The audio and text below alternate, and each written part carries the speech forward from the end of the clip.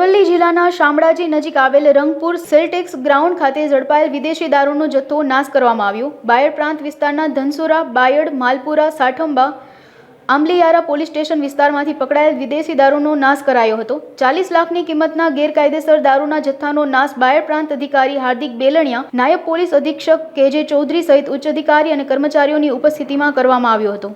સરકારશ્રીના સ્વચ્છતા હી સેવા અભિયાન અંતર્ગત બાયડ પ્રાંત વિસ્તારના ધનસુરા, માલપુર, સાઠંબા, બાયડ અને આંબલિયારા 5 પોલીસ સ્ટેશનની અંદર પકડાયેલા વિદેશી દારૂના નાશ કરવા માટે આજે શામળાજી સેલટેક્સ ગ્રાઉન્ડની અંદર તમામ મુદ્દામાં લાવી અને એનો નાશ કરવાની પ્રક્રિયા ચાલુમાં છે। જેની અંદર કુલ વર્ષ દરમિયાનના 134 ગુનાઓ નોંધાયા હતા।